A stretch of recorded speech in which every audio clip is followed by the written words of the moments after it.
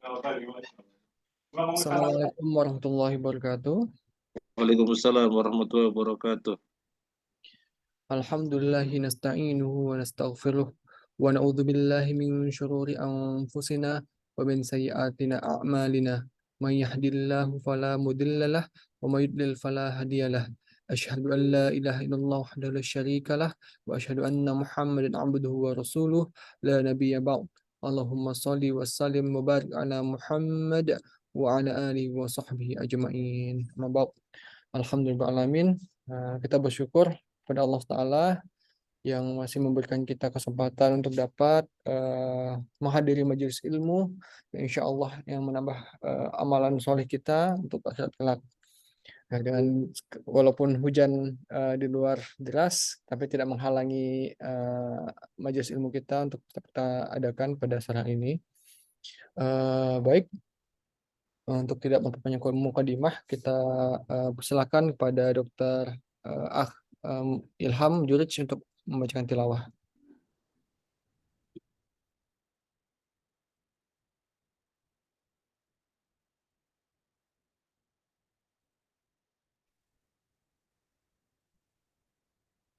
أعوذ بالله من الشيطان الرجيم.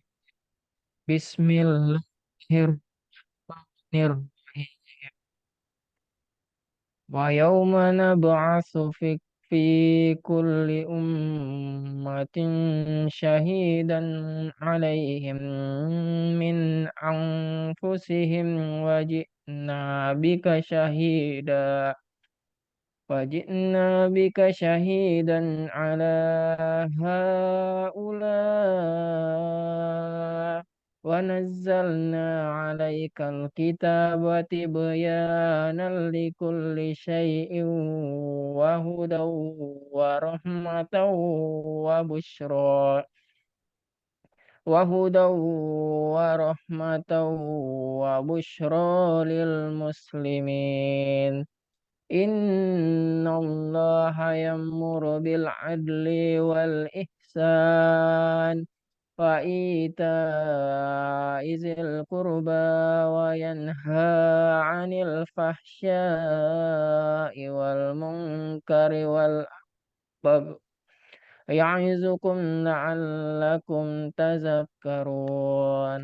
وأوفوا بعهد الله إذا عاهدتم ولا تنقضوا الأيمان بعد توكيدها وقد جعلتم الله عليكم كفيلا. إن الله يعلم ما تفعلون. ولا تكونوا كالتي نقضت غزلها من بعد قوة أنكاثا تتخذون أيمانكم دخلا بينكم أن تكون أمة هي أربى من أمة إنما يبلوكم الله به وليبينن لكم يوم القيامة ما كنتم فيه تختلفون. صدق الله العظيم.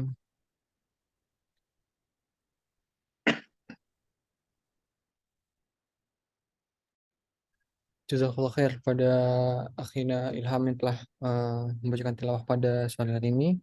Semoga menambah keberkahan ajar kita pada kali ini. Baik, selanjutnya kita akan mendengar kajian dari Ustadz itu mengenai metode dalam mengambil ilmu dan dalil. Baik, izin Anda share screen dulu.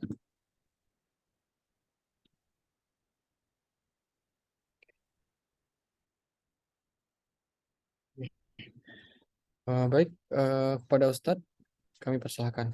Tafadhol Ustadz. Terima kasih. Jazakallahu khairan. Bismillah walhamdulillah. Wassalatu wassalamu ala rasulillah. Wa ala alihi wa ashabihi wa mawalah. Wa la hawla wa la quwata illa billah. Amma ba'd. para dokter, masyarul muslimin, rahimahullah, di bulan Ramadan ini yang merupakan seutama-utamanya bulan yang kita diperintahkan bergembira dengan datangnya, sebagaimana para sahabat, para radhiyallahu ajma'in. Semoga benar-benar kita bisa mengikuti jejak para sahabat, bergembira dengan datangnya bulan Ramadan, sehingga kita pun bisa memaksimalkan di dalam berRamadan. Bukan saja sekedar berpuasa, tapi berRamadan. Pada sore hari ini, alhamdulillah, kita bersama-sama thalabul ilmi, bersama-sama tafakuh fiddin dengan sebuah tema tentang metode Ahlus Sunnah wal Jamaah dalam mengambil ilmu dan dalil. Metode atau cara penting sekali untuk kita kaji. Karena sesuatu kalau salah caranya, maka hasilnya bisa tidak menggembirakan atau gagal, tidak berhasil.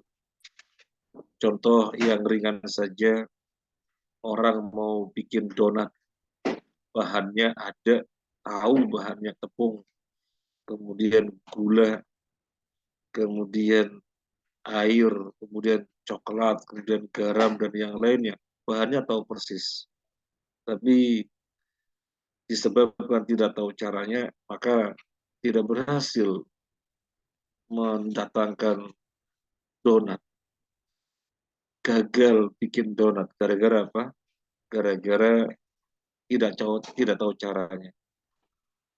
Apalagi di dalam beragama. Bagaimana sih kita semestinya beragama? Maka sangat dituntut mengetahui caranya. Sangat dituntut mengetahui caranya.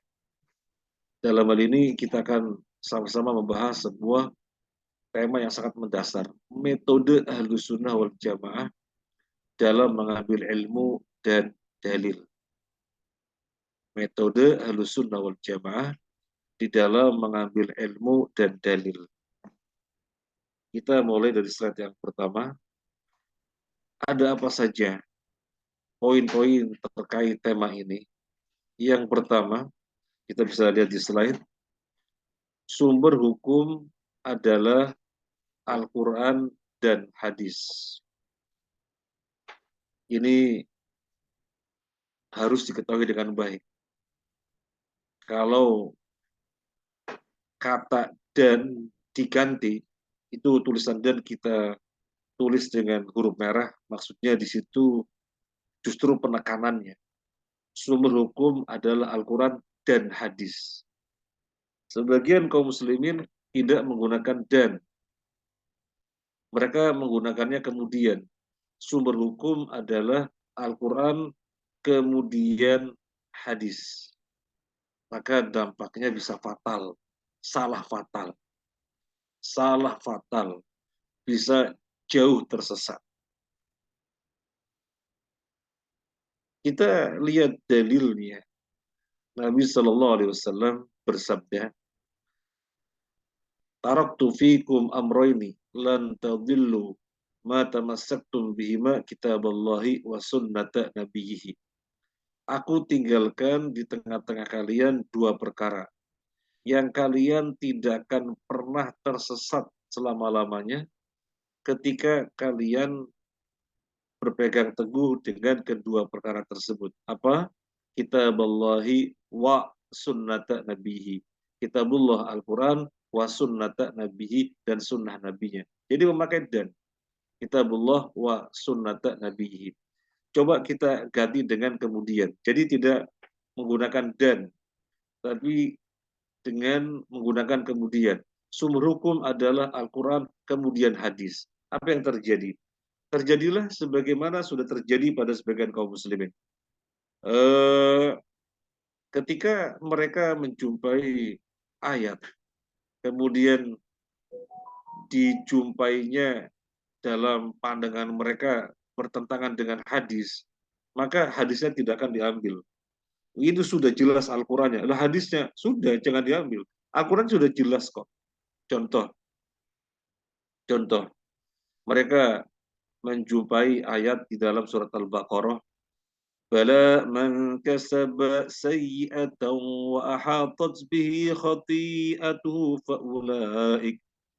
faulaika ashabun nari hum fiha khalidun. Bala sekali-kali tiga. Bala sekali-kali tidak. Man kasaba sayyi'atan, barang siapa yang berbuat kesalahan, dosa, dan dia diliputi dosa-dosa, maka mereka adalah penghuni neraka selama-lamanya. Jadi orang berbuat dosa lagi, diliputi dosa-dosa, maka mereka akan sebagai penghuni neraka selama-lamanya. Ketika dikatakan pada mereka, tapi ada hadis tentang syafaat, bahwasanya di antara umat Nabi Shallallahu Alaihi Wasallam yang berada di neraka dengan syafaat beliau bisa dikeluarkan dari neraka. Berarti kan tidak selama-lamanya karena mendapatkan syafaat Nabi Shallallahu Alaihi Wasallam. Apa kata mereka? Udah, gak usah ngambil hadis-hadis, gak usah hadis-hadis, gak usah diambil. Wong Al-Quran sudah jelas kok.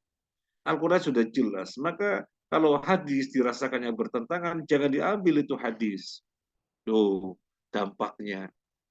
Karena mereka tidak memandang sumber hukum adalah Al-Quran dan hadis.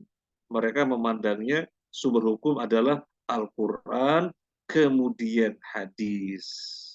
Jadi hadisnya di nomor 2 kan. Padahal semestinya tidak demikian.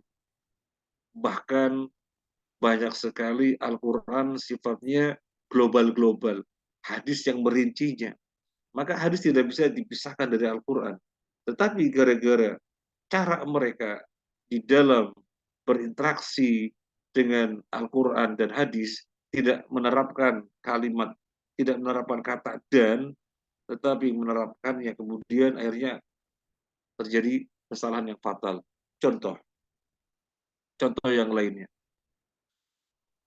Di dalam Al-Quran disebutkan hurrimat alaikumul maitatu waddamu walahmul khinziri wa ma uhilla li ghairillahi bih.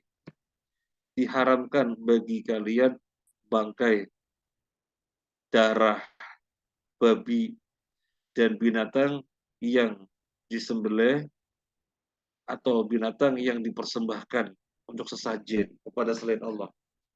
Apa kata mereka? Yang diharamkan itu cuma 4. Innama harrama alaikumul maitata waddama wal hamal khinzir wa ma uhilla li ghairillahi bih. Selain 4 ini tidak ada yang haram. Karena Allah berfirman di dalam Al-Quran yang haram hanya 4. Innama sesungguhnya. Apalagi Allah menggunakan kata innama. Innama itu pembatasan. Bahasa kita hanya. Sesungguhnya yang Allah haramkan hanyalah bangkai, darah, babi, daging babi, dan binatang yang dipersembahkan kepada selain Allah. Kemudian kalau mereka ditanya, bagaimana dengan anjing? Halal itu anjing. Karena yang diharamkan dalam Al-Quran hanya 4. Kemudian ketika dikatakan kepada mereka, misalnya monyet, halal monyet. Kalau dikatakan kepada mereka yang lain-lainnya, halal. Karena yang haram hanya 4. Lalu terus hadis-hadis bagaimana? Tentang binatang yang berparuh, binatang yang bertaring, yang apa namanya, yang tidak jinak namanya apa? Tidak jinak.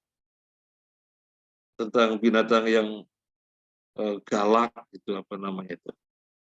Yang bertaring buas. Binatang buas bertaring kemudian berparuh. Itu gimana? Oh sudah, jangan diambil itu. Oh Al-Qurannya sudah jelas, yang haram hanya 4 kok. Nah ini hadis, ya udah hadis nggak usah diperhatikan. Karena sumber hukum itu Al-Quran kemudian hadis. Jadi dampaknya demikian parah. Kesalahan yang fatal. Oleh karena itu, sekali lagi, ini harus kita camkan baik-baik. Ini cara di dalam kita mengambil ilmu dan cara kita mengambil dalil. Yang pertama, sumber hukum adalah Al-Quran dan hadis. Saya ulangi lagi, sumber hukum adalah Al-Quran dan hadis. Bukan Al-Quran kemudian hadis. Bukan. Kemudian kita lihat slide yang berikutnya. Cara yang kedua, agar jangan sampai salah di dalam mengambil dalil dan mengambil ilmu. Al-Quran dan hadis harus dipahami dengan pemahaman sahabat. Al-Quran dan hadis harus dipahami dengan pemahaman sahabat. Allah nyatakan di dalam surat An-Nisa 115. A'udzu billahi minasyaitonir rajim. Wa may yushaqiqir rasula min ba'di ma tabayyana lahul huda wa yattabi' ghayra sabilil mu'minina nuwallihi ma tawalla wa nuslihi jahannam wa sa'at masira. Wa may yushaqiqir rasula, barang siapa yang menyelisihi Rasul, min ba'di ma tabayyana lahul huda, setelah jelas petunjuk baginya, wa yattabi' ghayra sabilil mu'minina, dan dia mengikuti selain jalannya orang-orang mukmin. Nuwallihi ma tawalla, kami biarkan dia leluasa dengan yang demikian. Wa nuslihi jahannam, dan akan kami masukkan ke dalam jahannam. Wa sa'at masira, dan jahannam adalah seburuk-buruknya tempat kembali. Mari kita sama-sama memperhatikan ayat ini, para dokter, masyarul muslimin, rahimani wa rahimakumullah. Barang siapa yang menyelisihi Rasulullah SAW, padahal petunjuknya sudah jelas bagi dia. Kemudian apa kata Allah? Dia mengikuti selain jalannya orang mukmin. Siapa orang mukmin yang dimaksud dalam ayat ini? Siapa? Siapa orang mukmin yang dimaksud dalam ayat ini? Tentunya para sahabat. Karena ketika ayat berangsur-angsur turun, orang mukmin yang ada adalah para sahabat. Mengikuti selain jalannya orang-orang mukmin. Apa kata Allah? Kelanjutan ayat ini Allah ancam. Nuwallihi ma tawalla. Kami, kata Allah, kami biarkan dia leluasa dengan yang demikian. Mau menyelisih petunjuk Rasul, terserah dia. Mau mengambil selain jalannya sahabat, terserah dia. Allah biarkan leluasa, terserah. Tetapi yang berikutnya apa kata Allah? Wa nuslihi jahannam. Akan kami masukkan ke dalam jahannam. Wa sa'at masira, dan jahannam seburuk-buruknya tempat kembali. Jadi tidak memahami, tidak mengambil pemahaman sebagaimana pemahamannya para sahabat, diancam dengan neraka. Kira-kira kita bisa menalar apa tidak? Kenapa Allah sampai mengancam demikian? Harus dengan pemahaman para sahabat. Sangat mudah untuk kita cerna. Sekarang kita ajukan pertanyaan. Siapa santri Rasulullah SAW yang menjadi murid langsung kepada Nabi SAW itu siapa? Para sahabat. Yang hidup di saat wahyu berangsur-angsur turun kepada Nabi SAW, siapa yang ada? Para sahabat. Maka para sahabat sudah pasti merekalah yang paling paham apa yang dikehendaki dari hadis-hadis. Merekalah yang paling paham apa yang dimaksud daripada ayat-ayat. Mereka yang paling paham apa maksudnya hadis, mereka yang paling paham apa maksudnya ayat. Karena mereka orang-orang yang hidup sebagai santri Rasulullah langsung, dan mereka orang-orang yang hidup di saat wahyu berangsur-angsur turun. Maka pemahaman mereka tentang Al-Quran, pemahaman mereka tentang hadis adalah parameter. Parameter. Apalagi kalau kita melihat ayat yang lainnya. Allah berfirman, wasabiqunal awwaluna minal muhajirin wal ansar walladzina tabauhum bi ihsan radhiyallahu anhum wa radu anhu. Bisa dilihat pada slide yang berikutnya, itu surat At-Taubah. Surat At-Taubah 100. Wasabiqunal awwaluna minal muhajirin wal ansar walladzina tabauhum bi ihsan radhiyallahu anhum wa radu anhu. Wa'adda lahum jannatin tajri tahtaha al-anharu khalidina fiha abada.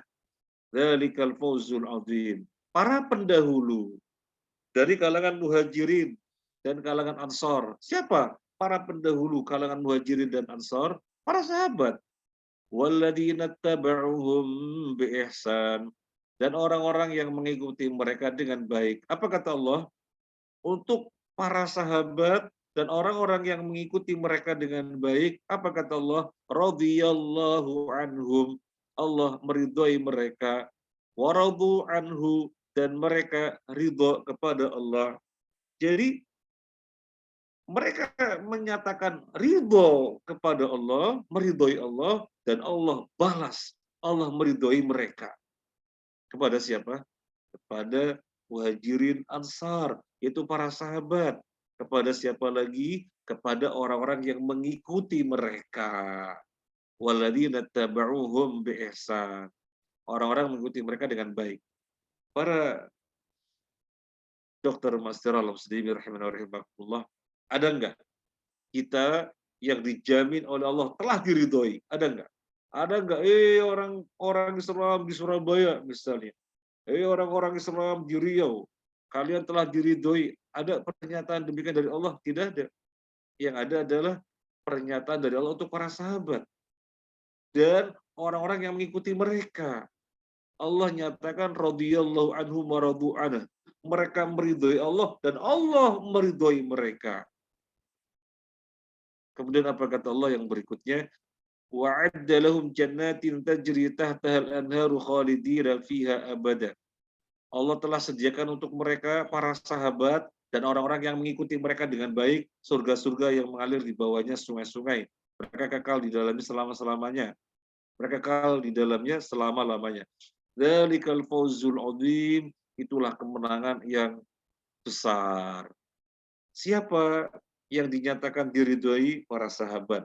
Siapa yang dinyatakan surga telah disiapkan untuk mereka? Para sahabat.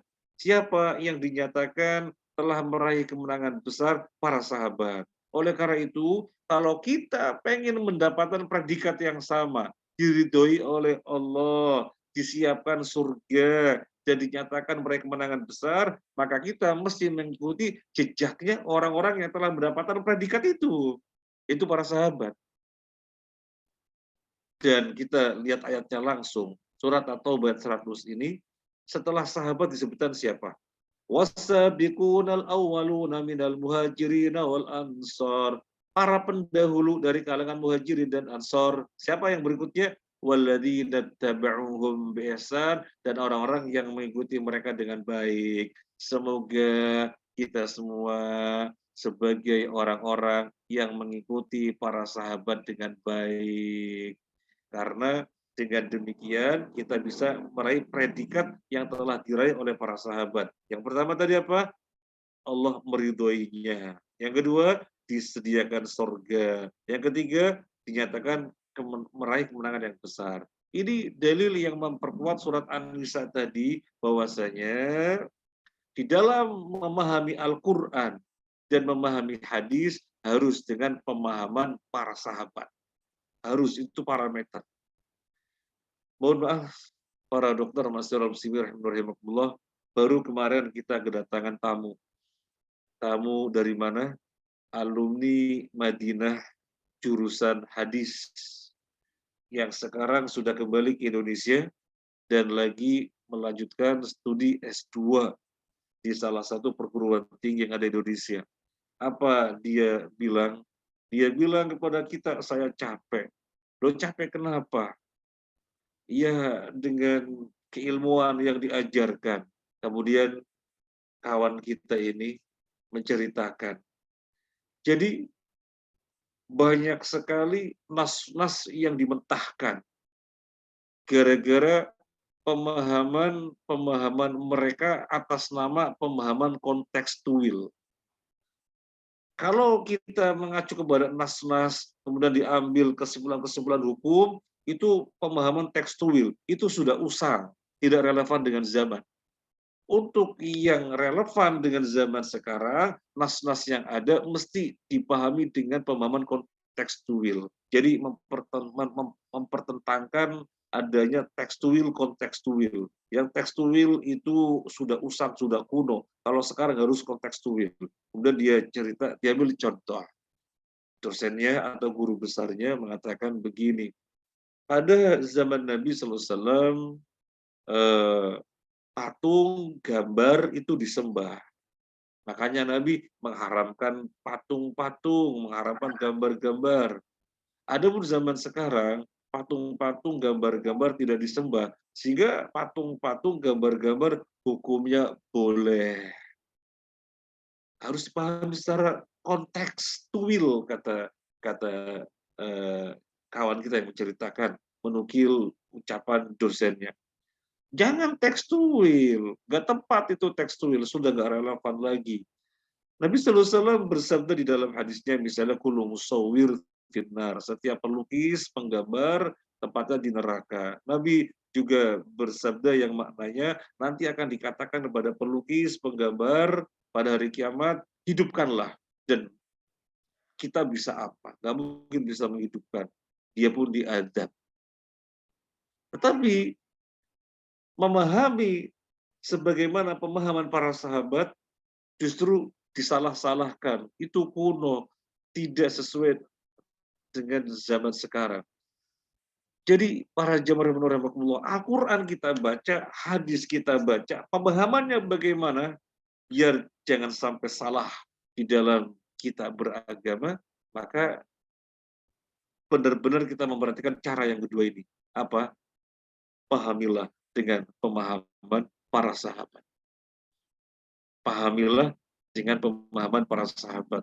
Orang-orang yang telah diridhoi oleh Allah Azza wa Jalla, orang-orang yang telah dinyatakan surga telah disiapkan untuk mereka, orang-orang yang dinyatakan dzalikal fawzul adzim, telah meraih kemenangan besar. Baik, kita lihat slide yang berikutnya.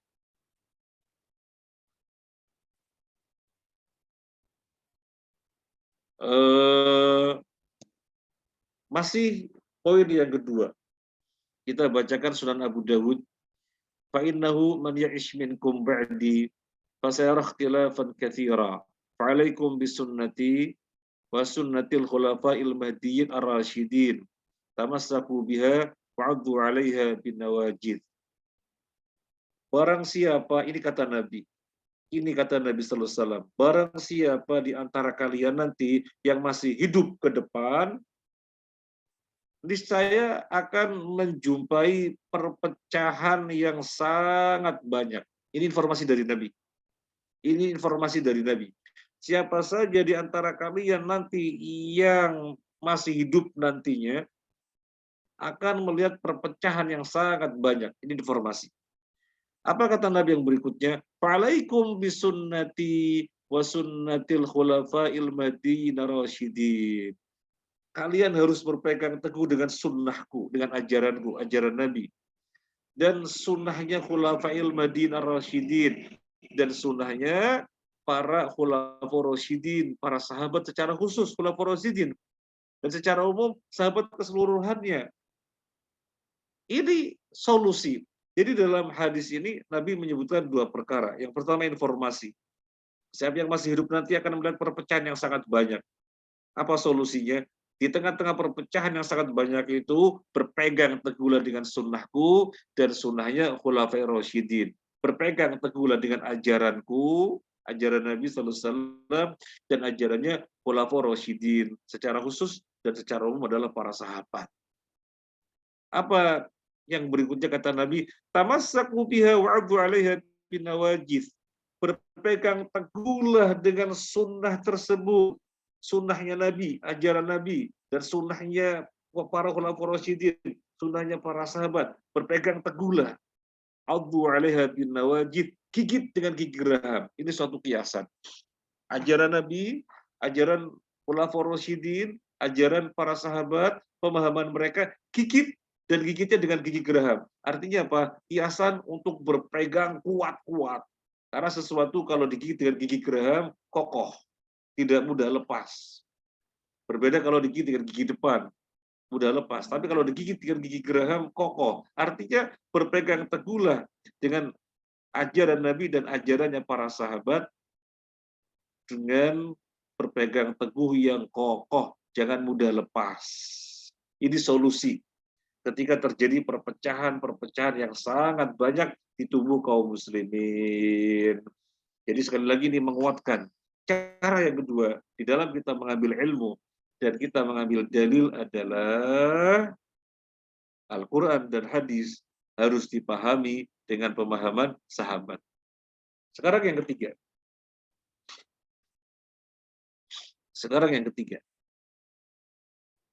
Kelewatan. Nah ini. Hadis ahad sebagai dalil dalam agama. Sebagaimana hadis mutawatir. Saya ulangi lagi. Hadis ahad adalah dalil di dalam agama. Sebagaimana hadis mutawatir. Mungkin perlu kita bahas terlebih dahulu apa hadis ahad dan apa hadis mutawatir. Hadis mutawatir dulu ya. Kita bahas hadis mutawatir dulu. Hadis mutawatir adalah hadis yang diriwayatkan oleh banyak periwayat. Hadis yang diriwayatkan oleh banyak periwayat sehingga tidak mungkin didustakan. Dan hadis mutawatir pasti sahih. Hadis mutawatir pasti sahih. Karena diriwayatkan oleh banyak periwayat dan tidak mungkin didustakan. Misalnya, ini sekedar contoh untuk memudahkan pemahaman. Semua orang mengatakan Surabaya itu Jawa Timur. Siapapun pasti mengatakan Surabaya itu Jawa Timur. Banyak yang meriwayatkan. Di mana-mana disampaikan, dari generasi ke generasi disampaikan Surabaya itu Jawa Timur. Apakah bisa didustakan? Tidak bisa. Ini namanya mutawatir. Semuanya mengatakan Surabaya itu Jawa Timur. Jadi hadis mutawatir adalah hadis yang diriwayatkan oleh banyak orang sehingga mustahil didustakan. Ini pengertian hadis mutawatir.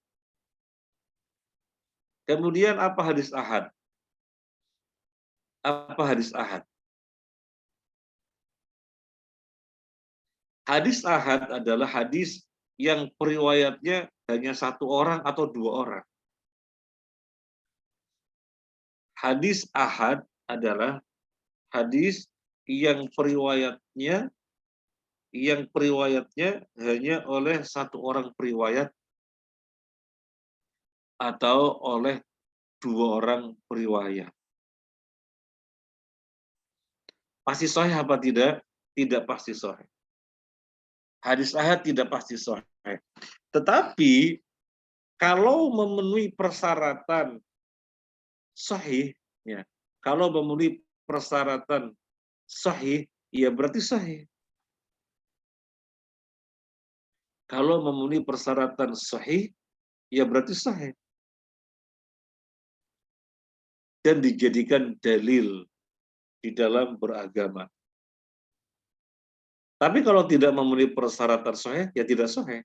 Tidak boleh dijadikan dalil. Tidak boleh dijadikan dalil kalau tidak memenuhi persyaratan sahih. Tapi kalau memenuhi persyaratan sahih, ya pasti sahih. Berarti dalil. Memang ada ya yang membeda-bedakan hadis ahad dan hadis mutawatir. Memang ada ya? Ada. Ada sebagian kaum muslimin yang hanya mendasarkan masalah akidah kepada hadis mutawatir saja. Perkara-perkara akidah, bab-bab akidah, landasannya haruslah hadis mutawatir. Gak mau hadis ahad. Hadis ahad hanya di dalam masalah ibadah, masalah akhlak, masalah muamalah. Gak boleh dalam masalah akidah. Ini kata mereka. Semacam ini membuat perkara baru di dalam agama. Gak ada tata cara demikian. Hadis secara jumlah periwayatannya ada dua. Ahad dan mutawatir. Secara dilihat secara apa? Secara jumlah periwayatannya. Kalau meriwayatkan banyak sehingga tidak memungkinkan untuk didustakan, namanya mutawatir. Yang kedua ahad, yang meriwayatkan hanya satu orang atau dua orang. Tetapi kalau terpenuhi hadis sahih, ya, terpenuhi persyaratan sahih, ya sahih. Meskipun hanya satu orang atau hanya dua orang. Tapi memenuhi persyaratan sahih, ya berarti sahih. Berarti juga sebagai dalil. Nah, ini yang semestinya. Sekarang kita ambil contoh.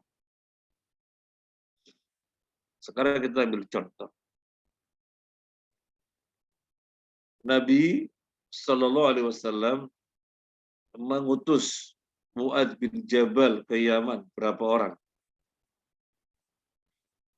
Nabi Shallallahu Alaihi Wasallam mengutus Mu'adz bin Jabal ke Yaman untuk menyampaikan akidah. Berapa orang Mu'adz bin Jabal? Satu orang. Mu'adz bin Jabal menyampaikan hadis Nabi, menyampaikan hadis Nabi di dalam perkara-perkara akidah. Dia hanya satu orang. Berarti kalau di dalam tinjauan ilmu hadis, hadis yang disampaikan oleh Mu'adz bin Jabal yang satu orang, namanya hadis apa? Ahad. Kalau hadis ahad tidak diterima, ya. Kalau hadis ahad tidak diterima sebagai dalil di dalam masalah akidah, berarti secara tidak langsung Nabi dituduh berbuat kesalahan. Gara-gara Nabi, ini kan secara tidak langsung. Kalau hadis ahad tidak diterima sebagai dalil dalam masalah akidah, berarti harus menuduh atau tidak langsung menuduh Nabi berbuat kesalahan. Ini hadisnya jadinya hadis ahad. Gara-gara Nabi mengutus Mu'adz bin Jabal seorang diri. Tuh akhirnya Nabi disalah-salahkan. Oleh karena itu, ini adalah perkara yang tidak benar. Membedakan hadis ahad, hadis mutawatir sebagai sesuatu yang berbeda.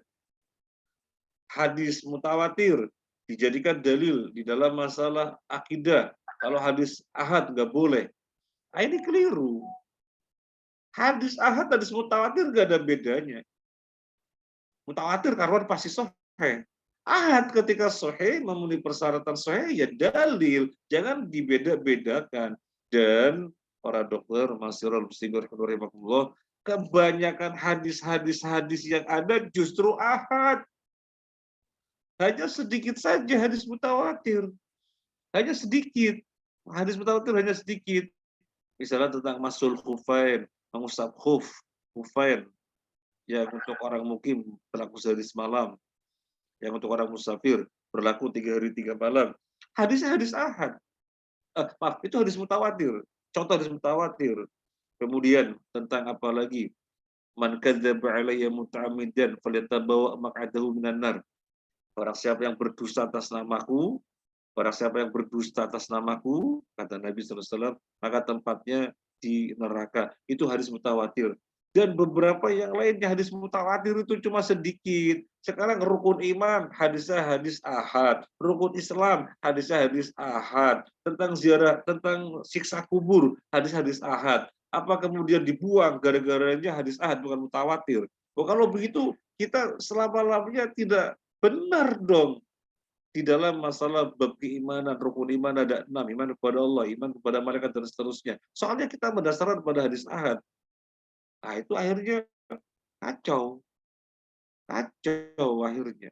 Oleh karena itu, kita tegaskan bahwasanya hadis ahad adalah dalil sama persis sebagaimana hadis mutawatir ketika keberadaannya memenuhi persyaratan sahih. Ini penting sekali. Nah, sedikit kita ambil contoh. Ada orang tidak percaya kepada adab kubur. Nggak ada tuh azab kubur. Loh kenapa nggak ada hadisnya? Ada kok. Hadisnya itu ahad. Padahal ini adalah perkara akidah. Berbicara tentang perkara gaib. Perkara akidah berarti. Maka hadisnya harus mutawatir. Tetapi kok tapi kok sampai membawakannya hadis ahad tentang azab kubur. Maka kami nggak mau terima. Terus azab kubur ada apa nggak? Ya nggak ada. Nah, akhirnya tidak percaya kepada azab kubur gara-garanya hadis yang meriwayatkan tentang azab kubur hadis-hadis ahad. Ini kan fatal sekali. Fatal sekali. Oleh karena itu, sekali lagi, hadis ahad adalah dalil sebagaimana hadis mutawatir. Nggak ada bedanya. Selama sahih, sama saja dengan hadis mutawatir sebagai dalil di dalam beragama. Nah, sekarang kita lihat slide yang berikutnya. Yang keempat. Yang keempat.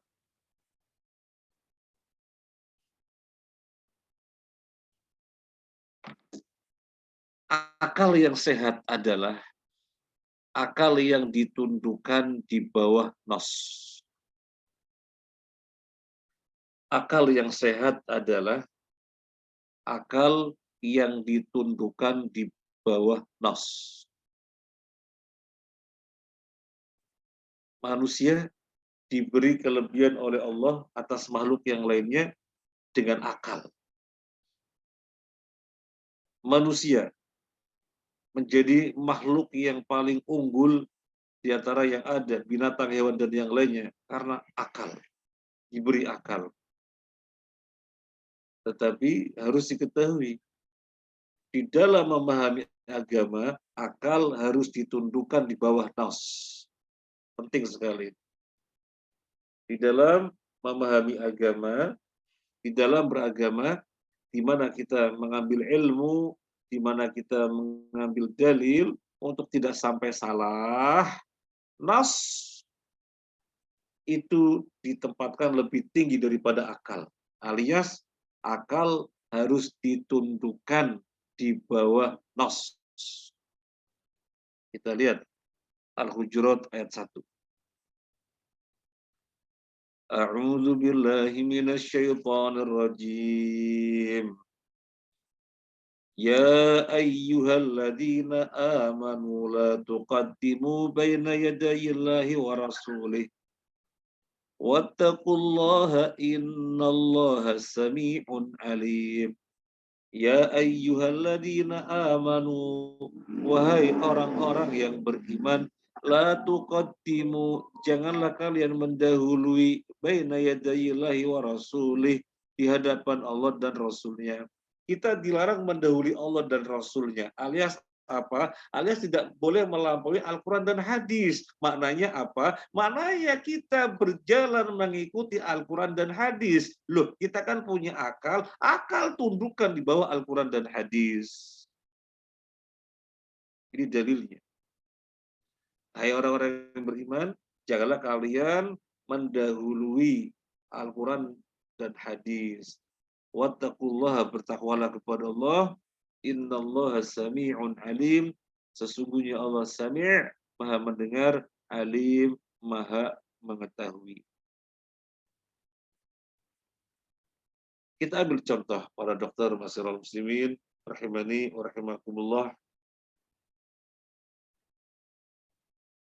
Contohnya, misalnya di dalam Al-Quran disebutkan begini. Walidzakari mithlu hazzil unsayain. Bagi laki-laki 2 kali lipat dari bagian perempuan. Ini di dalam bab warisan. Allah mengatur walidzakari mithlu hazzil unsayain.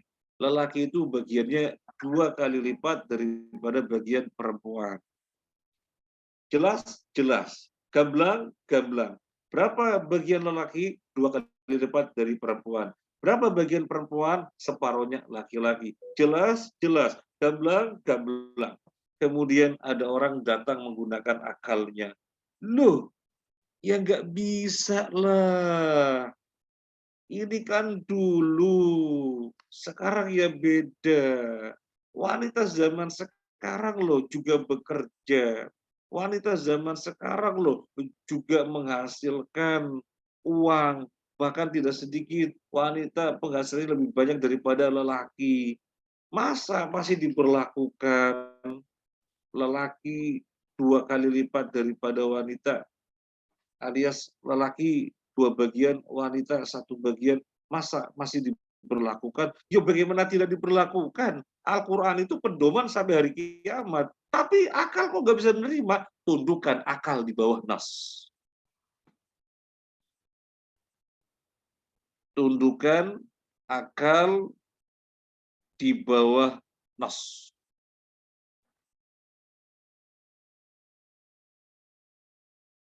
Jangan melampaui nas. Contohnya tadi, yang tadi kita sudah sampaikan pada poin nomor 2, Al-Quran dan hadis harus disepahami dengan pemahaman para sahabat. Kata mereka, hukum patung boleh, hukum lukisan, gambar-gambar boleh. Kenapa? Soalnya dulu kan disembah, makanya nggak boleh. Sekarang lo nggak disembah, makanya boleh lah. Padahal Nabi mengatakan, kullu musawwirin finnar, setiap penggambar, setiap pelukis tempatnya di neraka. Bahkan dalam riwayat yang lain Nabi bersabda, orang yang paling jelek, manusia yang paling buruk di sisi Allah pada hari kiamat adalah para pelukis, para penggambar. Nanti akan dikatakan kepada mereka, hidupkanlah. Mereka bisa apa? Mereka bisa menghidupkan. Maka nasnya gamblang. Pelukis, penggambar, atau pematung, yang dimaksud melukis, menggambar makhluk hidup, ya manusia dan binatang, itu haram, tempatnya di neraka. Ya kalau bukan melukis, kalau melukisnya bukan makhluk hidup nggak apa-apa, melukis rumah, melukis pemandangan, nggak apa-apa, menggambar sawah. Yang dimaksud adalah patung, makhluk hidup, nggak boleh.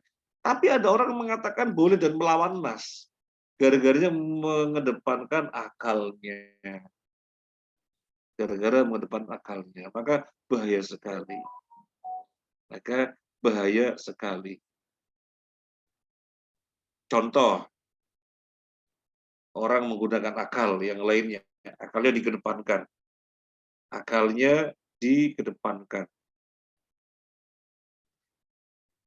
Nasnya berbunyi bagaimana?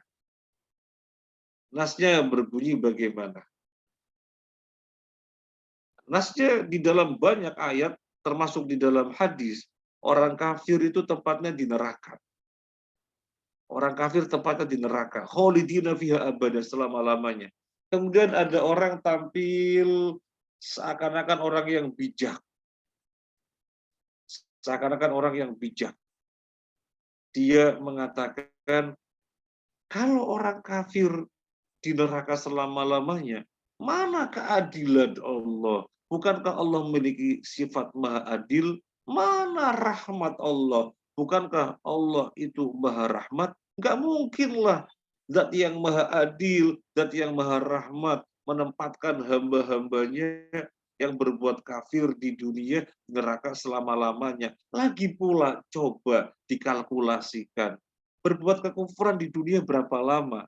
Katakan berbuat kekufuran 60 tahun, 50 tahun, atau 70 tahun berbuat kekufuran. Masa dibalas di neraka selama-lamanya, nggak ada batasan usia? Ya nggak mungkin lah. Terus nasnya harus dikalahkan. Akal menyatakan demikian nggak mungkin. Mana keadilan Allah? Mana rahmatnya Allah? Masa berbuat kekufuran 50 tahun dibalas neraka selama-lamanya? Ya nggak mungkin lah. Nasnya tersingkirkan gara-gara orang didominasi oleh akalnya. Ini contoh.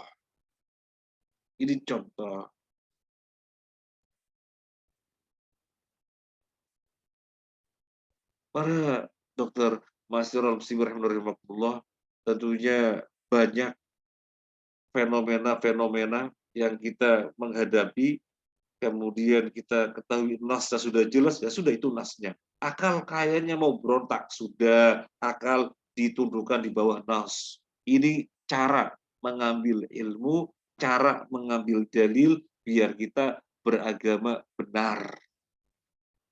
Biar kita beragama benar.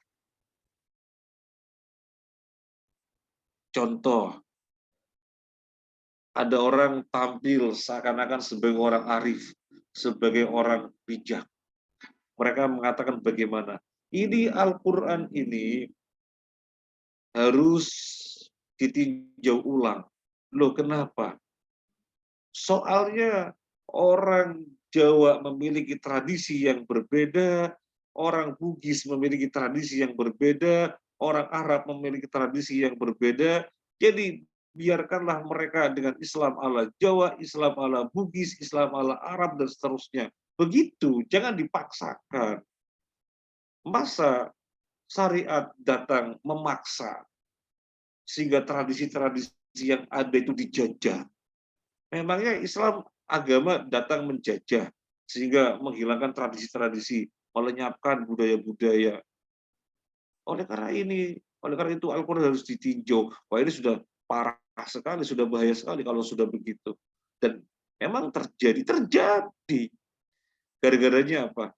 Gara-garanya akal dikedepankan daripada nos. Baik, ini yang keempat. Kemudian yang berikutnya.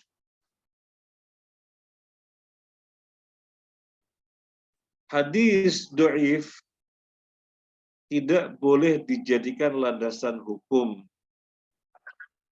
kecuali dalam masalah fadhailul a'mal, keutamaan amalan dengan persyaratan yang sangat ketat.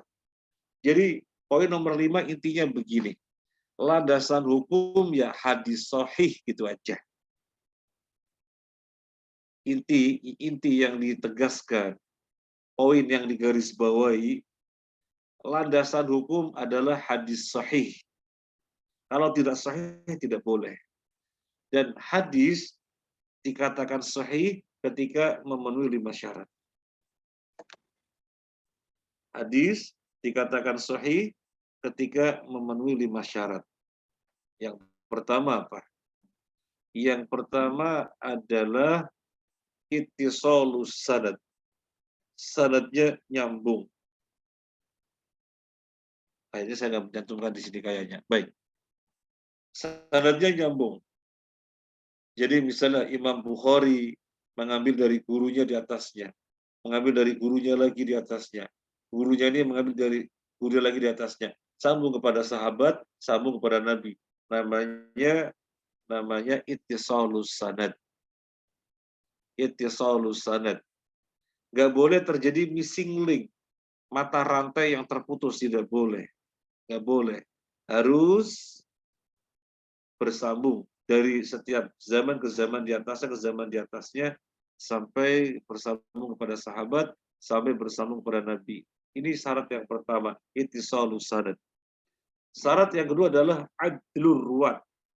Rawinya alias periwayatnya adalah orang yang dikenal ahli ketaatan.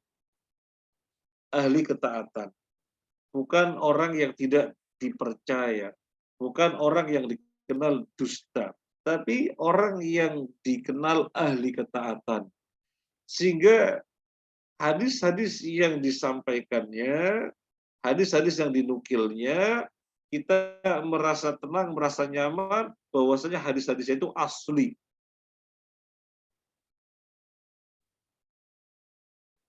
Ini syarat yang kedua, yaitu adlun, dikenal ahli ketaatan. Para dokter, Masirul Muslim rahimahullah, jangankan berbuat maksiat. Kalau ada orang meriwayatkan hadis ketika itu, di zaman-zaman masih pencarian penelitian hadis yang mudah dibukukan.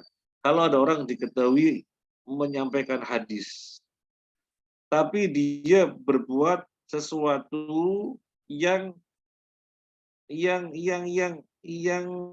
mengurangi reputasi dirinya. yang mencoreng reputasi dirinya, maka dia tidak akan diambil hadisnya. Contoh apa? Contoh tradisi yang ada ketika itu.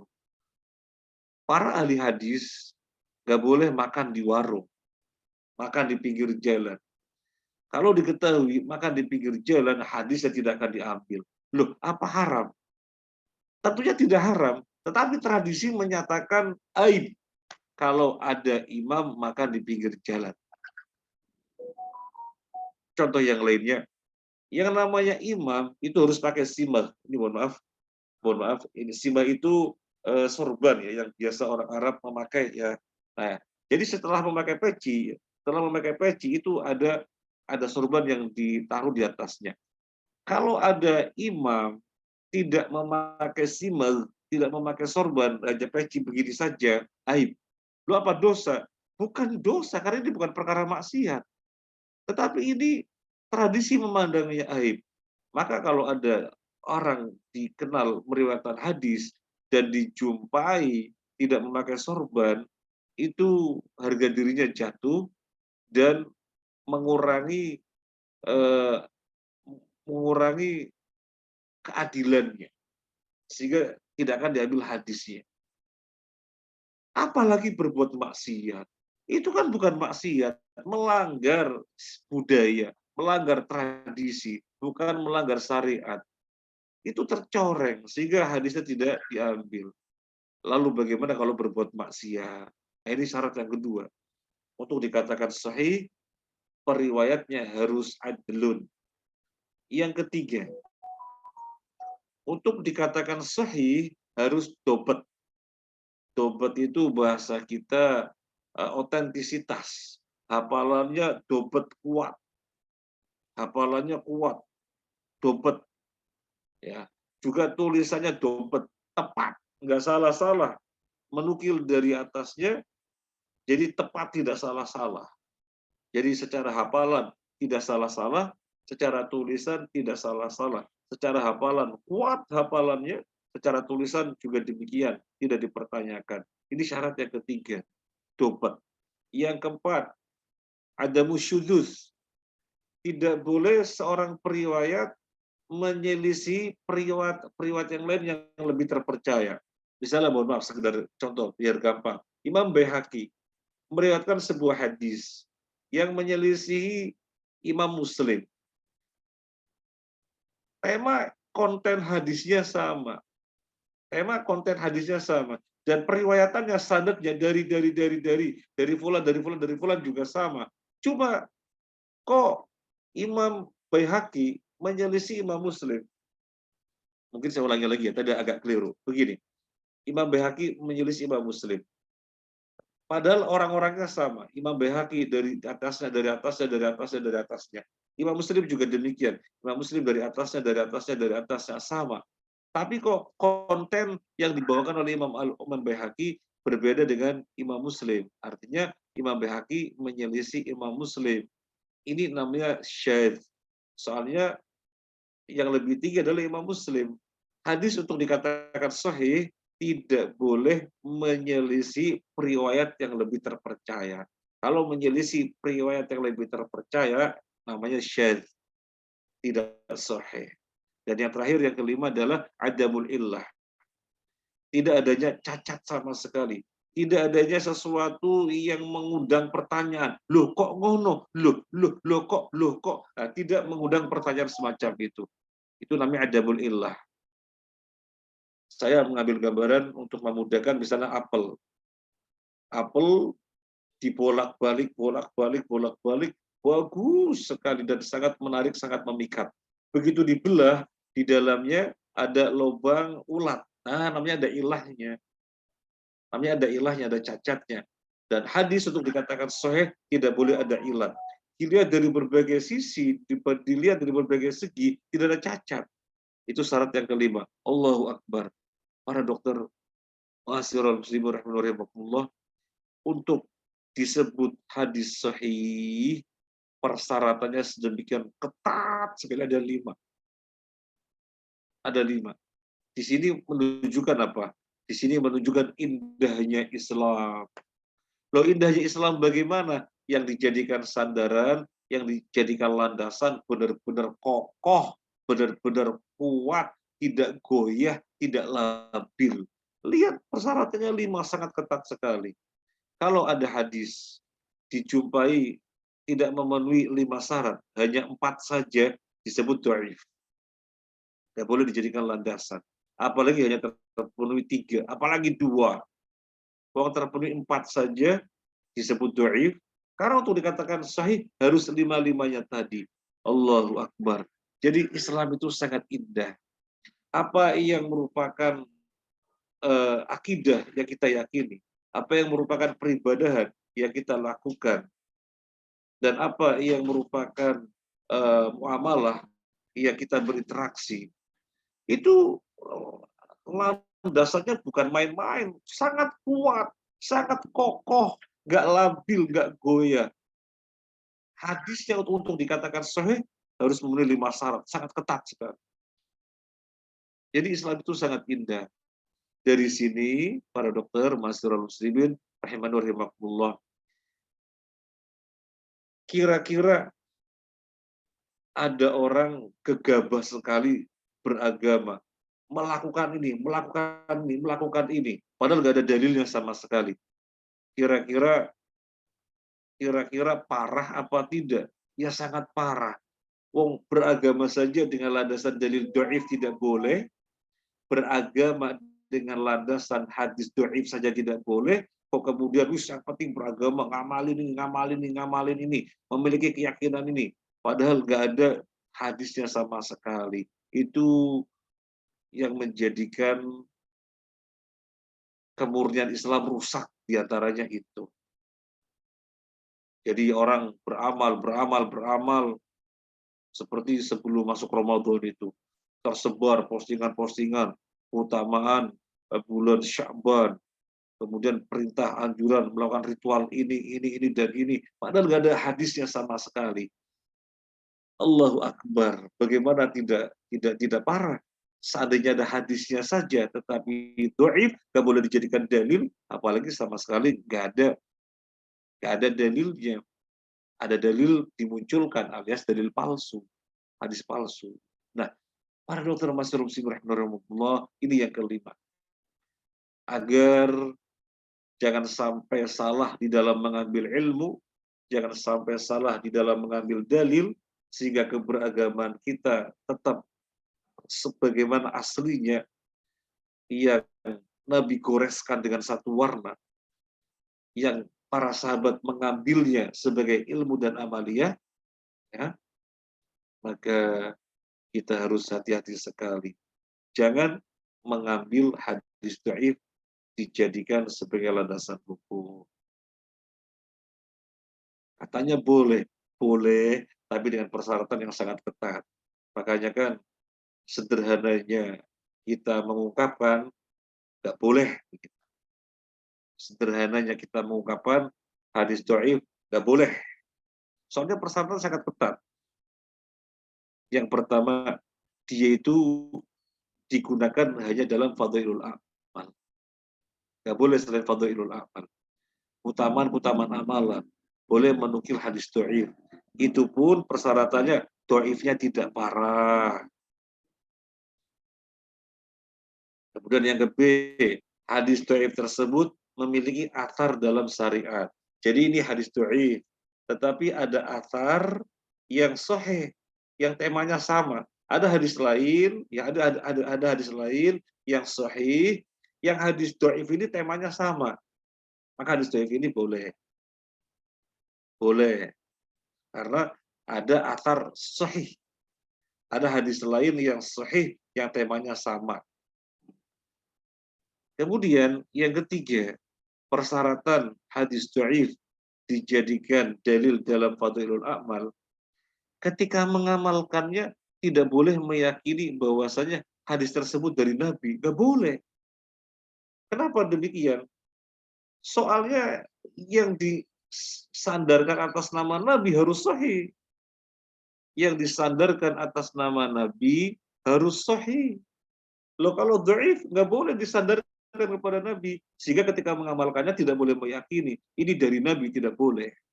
Dan yang keempat, yang D, ketika menjadikan sebagai rujukan harus menyebutkan ini hadis do'if. Jadi harus menyebutkan ini hadis do'if. Para jamaah rahimakumullah, mungkin 5 poin dulu, ya. Mungkin 5 poin dulu biar tidak terlalu banyak. Intinya kita harus benar-benar mengetahui poin-poin yang kita bahas bersama ini, sehingga di dalam beragama kita selamat. Tidak bias dari aslinya. Karena Nabi SAW bersabda, umatku akan terpecah menjadi 73 golongan. Banyak sekali. Dan yang dijamin asli hanya satu. Sisanya selebihnya bias. Bagaimana kita bisa meraih yang satu itu? Karena yang satu ini sangat gharib, terasing. Bagaimana gharib terasing di tengah-tengah 72? Jadi perbandingan yang sangat jauh. Yang asli hanya satu, yang bias terjadi penambahan-penambahan dan pengurangan ada 72. Dan 70 di dalam bahasa Arab untuk menunjukkan, untuk mengungkapkan sangat banyak. Jadi perpecahannya sangat banyak, perbedaannya sangat banyak. Oleh karena itu, kita harus belajar agar meraih yang satu itu. Dan tema kita pada sore hari ini, tema yang sangat penting, itu tema manhaj. Tema manhaj, bagaimana kita beragama dengan benar. Caranya harus benar. Dan sore hari ini, alhamdulillah, dengan taufik Allah, kita sama-sama mempelajari metode talaki dan metode istidlal. Gimana caranya talaki ngambil ilmu dan gimana cara istidlal ngambil dalil. Nah, ini yang bisa kita sampaikan. Alhamdulillah. Ya, mohon maaf meskipun hanya online ya, karena mau berangkat tadi hujan lebat. Kemudian sudah reda hujan lagi. Mohon maaf ya. Baik, saya kembalikan kepada Master of Ceremony, Dr. Arif Kurniawan. Silakan, Dokter. Baik, Ustadz, kita selanjutnya masuk ke sesi diskusi. Ini ada pertanyaan dari Dr. Heru, Ustadz. Assalamualaikum warahmatullahi wabarakatuh, Ustadz. Waalaikumsalam warahmatullahi wabarakatuh. Mohon bertanya, bagaimana kedudukan fatwa ulama masa kini? Apakah semua fatwa tersebut boleh diikuti atau adakah fatwa yang tidak sesuai dengan dalil? Baik. Bismillah, walhamdulillah, wassalatu wassalamu ala rasulillah wa ala alihi wa ashabi wa mawalah wa ba'd. Yang pertama yang harus kita ketahui, siapa itu mufti? Siapa orang yang berfatwa? Orang yang berfatwa adalah orang-orang yang memiliki kredibilitas di dalam berfatwa. Dia memiliki persyaratan-persyaratan untuk berfatwa. Jadi perkaranya tidak gegabah, perkaranya tidak sembarangan.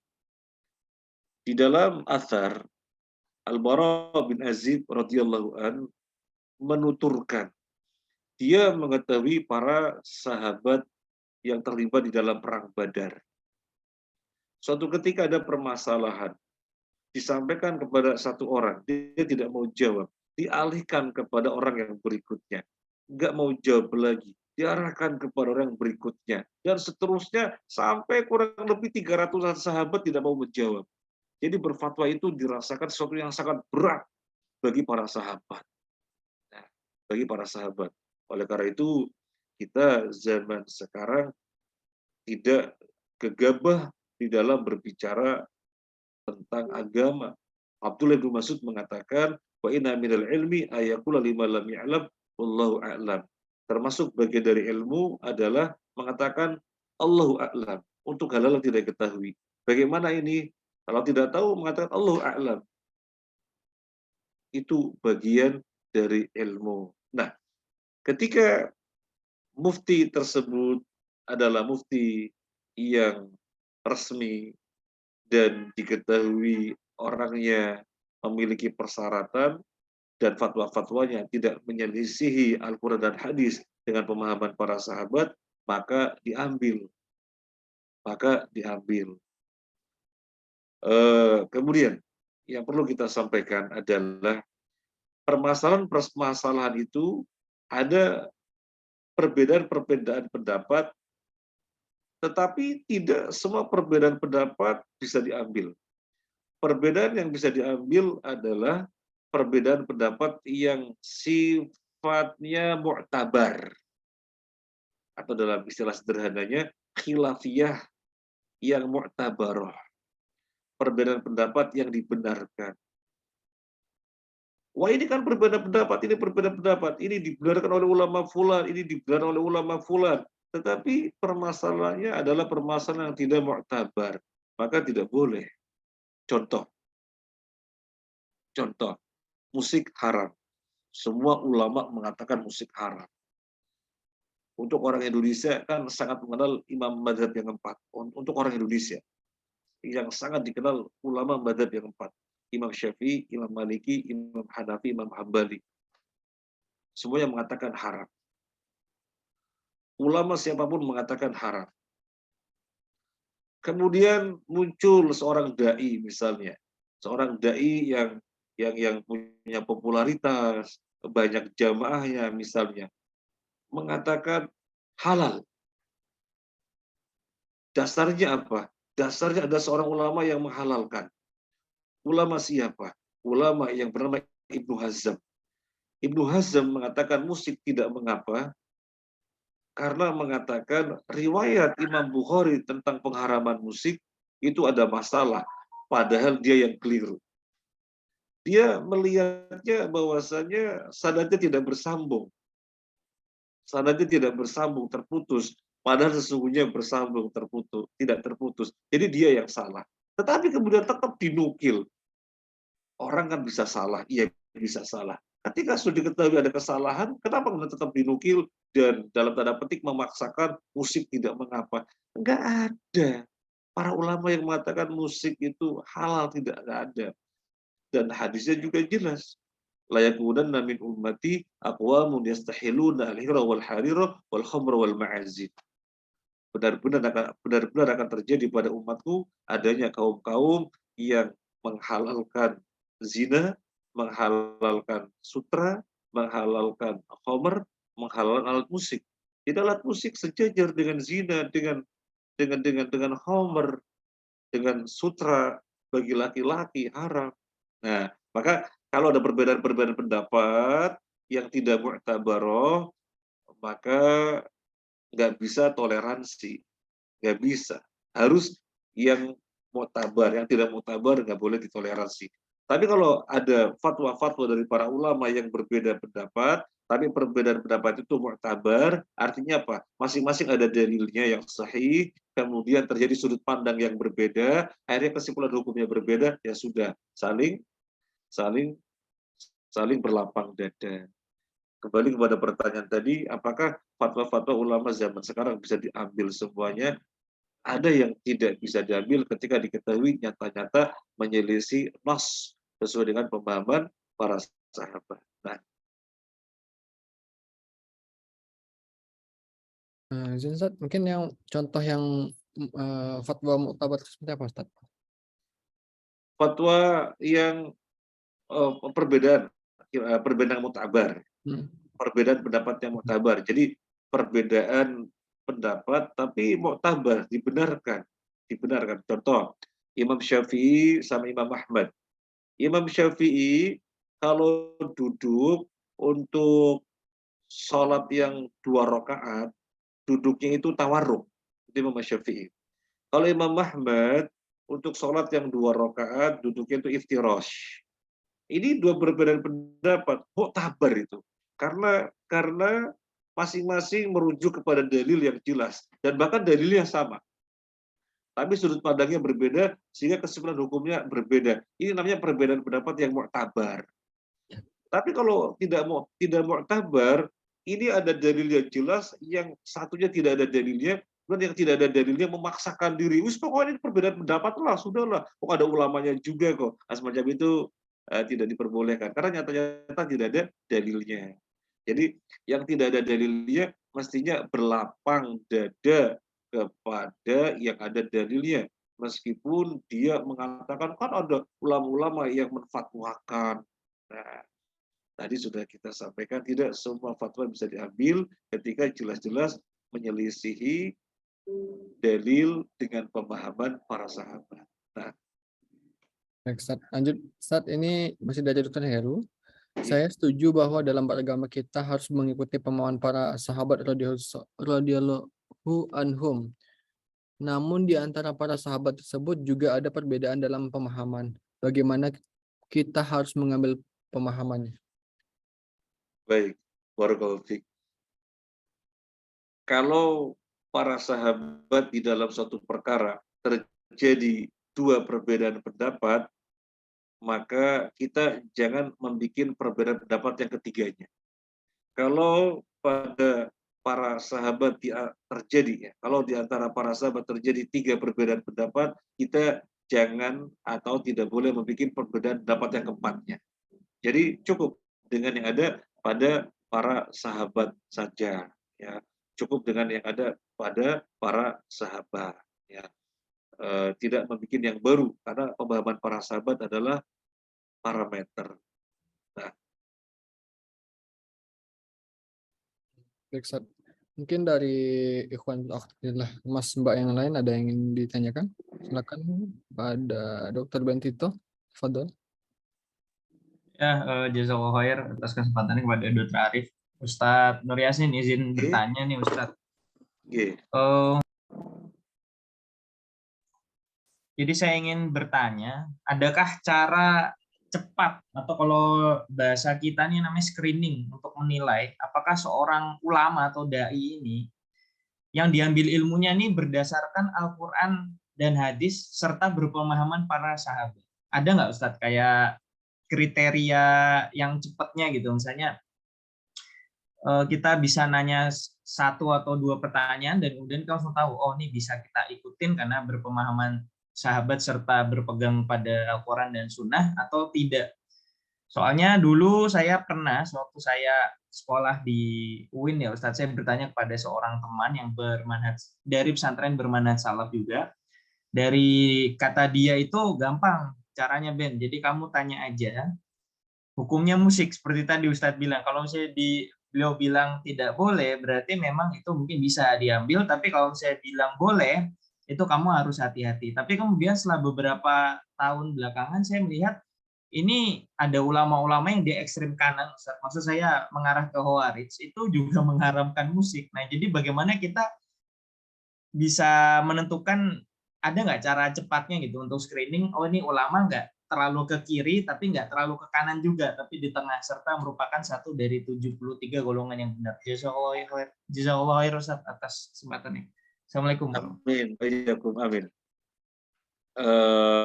Pertanyaannya cara yang cepat untuk bisa mengetahui ini bisa diambil, ini bisa tidak. Kalau yang ditanyakan cara yang cepat, kita menjawabnya dengan rekomendasi. Dengan rekomendasi. Selama ini yang kita tahu persis sebagai ustadz, sebagai guru, sebagai kiai, sebagai syekh yang sangat hati-hati siapa yang selama ini kita tahu. Yang selama ini kita tahu siapa, kemudian bisa bertanya kepada beliau, kepada siapa lagi saya bisa berguru, bisa mengambil ilmu. Nah, insya Allah itu termasuk cara yang cepat, cara yang memudahkan. Ini kalau pertanyaan dengan cara yang cepat. Tetapi sebenarnya begini, para dokter, Mas Robsi rahimahullah, kita dengan ngaji rutin semacam ini, ya, ngaji rutin semacam ini, kemudian Al-Quran hadis, kita mengetahui pemahamannya dengan pemahaman yang benar. Kemudian suatu ketika ada kiai meskipun punya popularitas yang kuat gitu ya, mengatakan berbeda. Loh, kok seperti itu? Oh berarti ini nggak bisa diambil. Nah, nanti pada saatnya nanti kita bisa memilah-milih demikian atau bisa menyimpulkan. Contoh yang pernah saya alami, mohon maaf, yang pernah saya alami. Kan kita sudah banyak membaca taufik minallah, kita sudah ikut kajian-kajian, Suatu ketika ada acara di televisi. Suatu ketika ada acara di televisi. Dia mengambil dalil. Innallaha la yanduru ila ajsamikum wala ila suwarikum walakin yanduru ila qulubikum. Dia menukil hadis yang maknanya adalah sesungguhnya Allah tidak melihat rupa-rupa kalian, tidak melihat jasad-jasad kalian, tidak melihat fisik kalian, tetapi Allah lihat adalah hati kalian. Jadi Allah hanya melihat hati. Oleh karena itu, jangan pernah mempermasalahkan jilbab.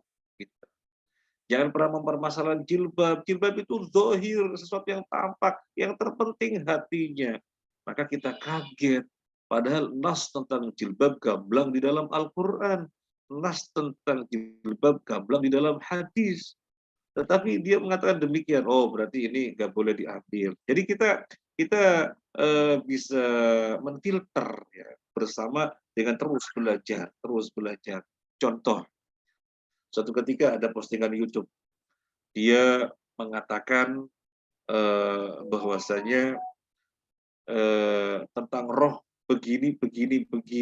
Maka kita jadi kaget karena kita sudah membaca Al-Quran.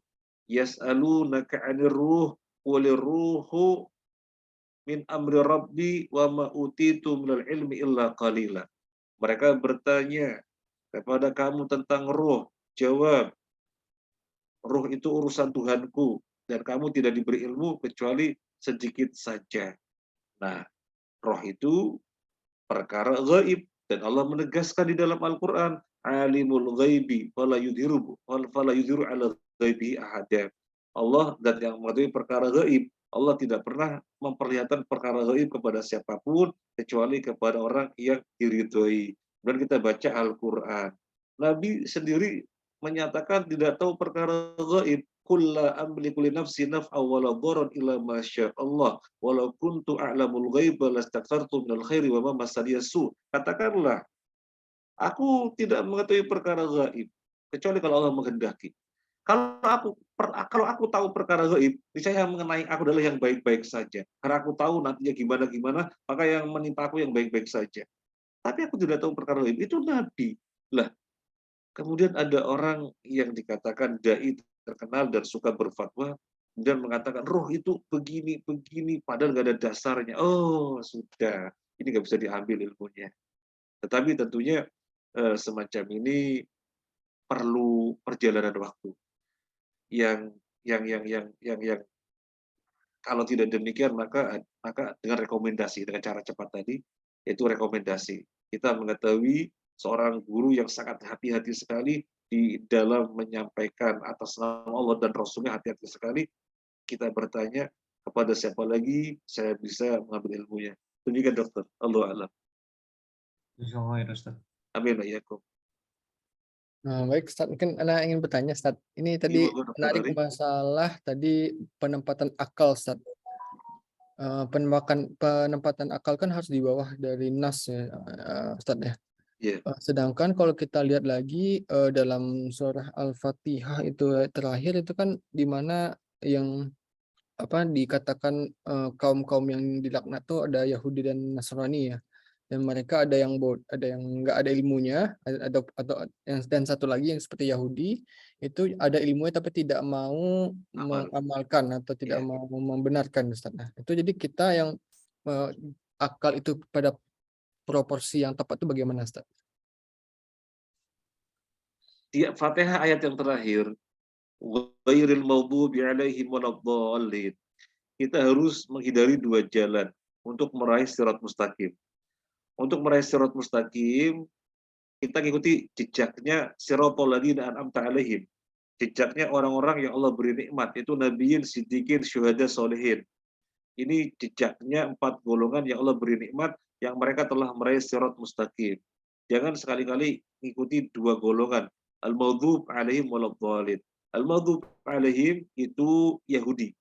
Ad-dallin itu Nasrani. Kenapa orang Yahudi disebut al-maghdub 'alaihim? Kenapa? Kenapa orang Yahudi disebut al-maghdub 'alaihim? Soalnya mereka tahu ilmu tetapi kemudian mengabaikannya. Wis, ini ada ilmu, nggak mau. Ini ada ilmu, nggak mau. Jadi sekarpe dewe, ilmu dibuang. Kalau Nasrani disebut ad-dhalin, tersesat, karena mereka semangat beramal, cuma tidak mau tahu ilmu. Tidak mau tahu dasarnya gimana, dalilnya gimana, landasnya gimana, tidak mau tahu. Yang penting semangat. Dua-duanya buruk. Yahudi tahu ilmu tetapi tidak mau mengamalkan. Kemudian Nasrani semangat beramal tetapi tidak mau melihat ilmunya. Nah, sekarang bagaimana biar kita selamat, tidak terkena dua kelompok ini? Ya, maksimalkan akal kita, karena adalah potensi untuk mendapatkan hidayah. Jadi akal kita gunakan secara maksimal untuk menggali hukum yang ada. Oh, sudah jelas dalilnya, amalkan.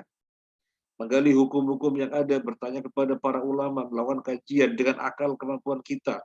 Kita belajar bahasa Arab, kita belajar usul tafsir, kita belajar usul fikih, kita belajar fikih, kita belajar akidah. Semuanya dengan akal, semuanya dengan akal. Kemudian dengan pemahaman yang benar, jangan sampai akal melampaui nas, jangan sampai akal melampaui ketentuan Allah, maka insya Allah selamat. Tidak termasuk golongan al-maghdub alaihim, tidak termasuk golongan ad-dhalin. Nah, Siap, Ustaz. Jazakallah khair, Ustaz. amin wa iyyakum. Selanjutnya Dr. Wisnu, tafadhol. Jazakallah khair. Terima kasih Dr. Arif yang telah memberikan saya kesempatan. Terima kasih Ustaz Nur Yasin telah memberikan materi pada sore hari ini yang luar biasa. Izin bertanya Ustaz, jadi terkait dengan metode dalam mengambil ilmu dan dalil ini kan sangat-sangat apa ya Ustaz ya. Terus terang saya sendiri ya takut Ustaz, takut dalam menerapkan ini karena nanti bisa berujung pada kita memutuskan sesuatu dalil atau ilmu kan, berarti memutuskan bahwa hal ini salah, hal ini benar, hal ini halal, hal ini haram, seperti itu. Nah, untuk yang setara seperti saya, orang awam yang untuk ini belajar mengetahui metode ini sangat luar biasa bagus, Ustaz.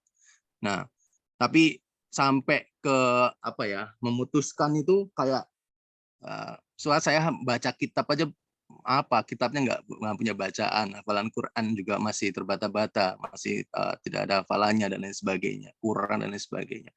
Nah, akhirnya akhirnya jatuh pada kondisi saya pasrah terhadap seseorang atau istilahnya rekomendasi tadi, Ustaz. Nah, tapi ketika saya berujuk pada satu ulama, kemudian saya datang dengan ulama yang lain, dan ada perbedaan pendapat seperti itu, dan masing-masing membawa dalil yang kuat masing-masing. Dan saya tidak tahu itu dalilnya kuat atau tidak, karena saya kan orang awam ya, Ustaz, ya, tidak punya bacaan yang banyak dan lain sebagainya.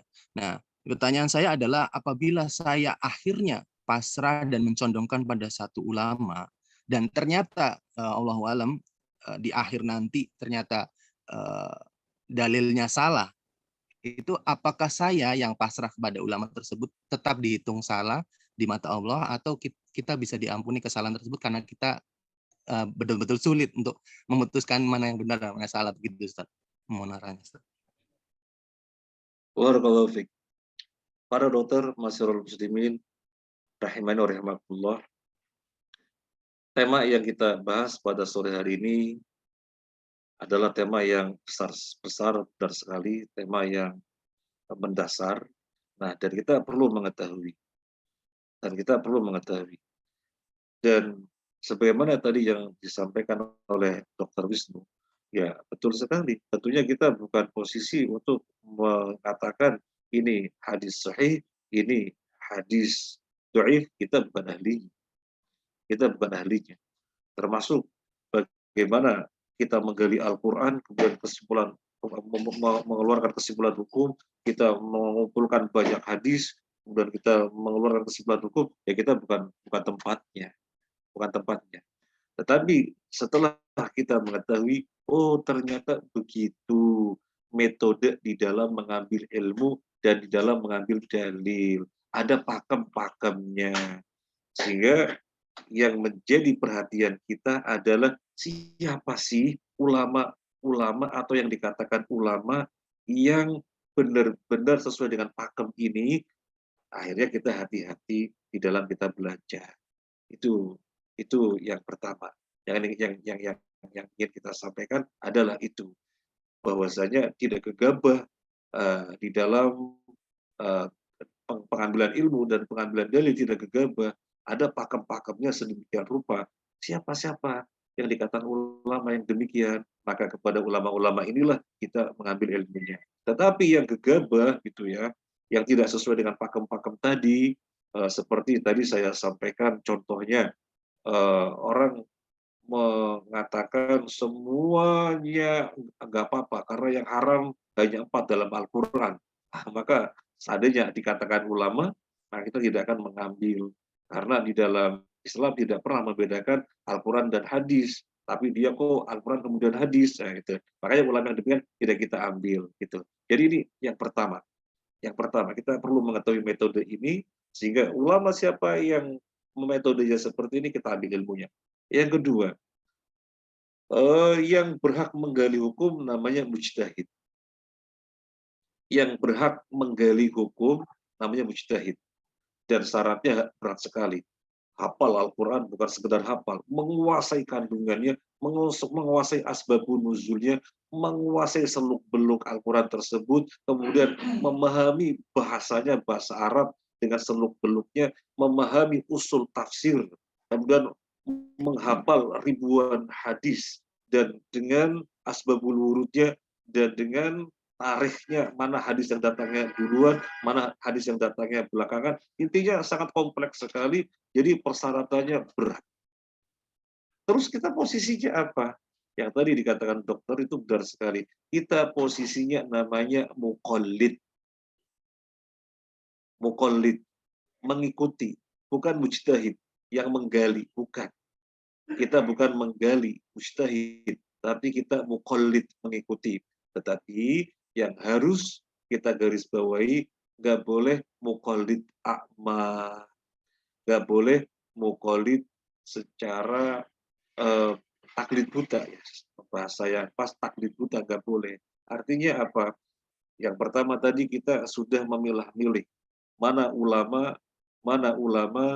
yang di dalam menggali hukum benar-benar diketahui menggunakan metode ini. Tadi kan baru kita bahas 5 ya, kita bahas 5 metode. Nanti kita akan bahas yang berikutnya. Mana ulama yang benar-benar hati-hati sehingga mengikuti pakem-pakemnya. Nah, kemudian kita sudah mengetahui ulama ini. Yang jelas Imam Hanafi, Imam Syafi'i, Imam Malik, Imam Hambali. Itu yang jelas ya, yang dahulu. Kalau ulama yang kontemporer, misalnya Syekh Utsaimin, Syekh bin Baz, Syekh Al-Albani, yang diakui oleh ulama sedunia. Nah, mereka adalah rujukan-rujukan kita. Tapi di dalam kita merujuk permasalahan-permasalahan agama kepada mereka, nggak boleh taklid buta. Artinya, misalnya seorang ulama berfatwa begini, tetapi kemudian diketahui fatwanya itu menyelisih nas yang sahih. Kita nggak boleh mengatakan, nggak mau tahu, pokoknya saya ini, saya sudah nyaman ini. Nggak begitu. Ketika sudah gamblang, terang, ada nas yang menunjukkan penyelisihan, ya kita jangan saklek terus berpegang dengan fatwa yang ternyata dikritisi. Jangan. Harus beralih kepada sesuai dengan nas. Dan para ulama madhab semuanya begitu. Nanti insya Allah sampai pada babnya. Ulama madhab seperti Imam Syafi'i mengatakan, idza sahhal hadits fahuwa madhabi. Artinya kalau hadis itu betul, itulah madhabku. Artinya apa? Kalau kalian sedang mengikuti madhabku, kata Imam Syafi'i, kemudian kalian menjumpai hasil ijtihadku, hasil penggalian hukum oleh aku, menyelisih Al-Quran dan hadis, tinggalkan madhabku. Tinggalkan kesimpulan hukum yang aku gali, berpindah kepada hadis. Karena madhabku adalah hadis. Jadi Imam Syafi'i sendiri juga mengatakan, idza qultu qaulan, kalau aku berpendapat tentang suatu pendapat, yukhalifu kitaballahi wa sunnata rasulih, yang menyelisih Al-Quran dan hadis, fa'lamu anna aqli dhahaba, maka ketahuilah akalku lagi blank. Artinya Imam Syafi'i menyadari bisa saja salah. Kemudian Imam Malik ketika ziarah ke makam Nabi, Imam Malik mengatakan kullu qaulin yuqbalu yuradu ila sahibi hadzal qabr. Setiap pendapat bisa diambil dan bisa ditolak. Yang mutlak harus diambil, nggak bisa ditolak adalah ucapannya penghuni kubur ini. Itu Rasulullah SAW. Jadi ini poin yang kedua. Di dalam kita sebagai muqallid mengikut ulama yang sudah kita memilah, ya, nggak sembarang yang dikatakan ulama, tetapi ulama yang menggunakan metode ini, maka yang kedua kita nggak boleh taklid buta. Barangkali demikian yang bisa kita jawab. Jazakallahu khairan. Ya, Ustaz. Sepertinya ini pembahasan yang menarik kalau kita lanjutkan, tapi karena keterbatasan waktu sudah jam 5 sore, kita siap-siap untuk berbuka Persiapan buka. Nah, Iya. Ini sebaiknya mungkin nanti kita lanjutkan di pembahasan di kajian Jumat berikutnya, Ustaz. insyaallah, insyaallah. Ya, Ustaz. Mungkin kita tutup dulu, alhamdulillah pada pertemuan kali ini. Alhamdulillah alamin, dan doa kafatul majelis. Subhanakallah wa bihamdika asyhadu an la ilaha illa anta astaghfiruka wa atubu ilaik. Baik, Anda tutup dengan Assalamualaikum warahmatullahi wabarakatuh. Waalaikumsalam warahmatullahi wabarakatuh. Jazakallahu khair, Ustaz. Amin, amin. Iya. Barakallah Pak Ustaz.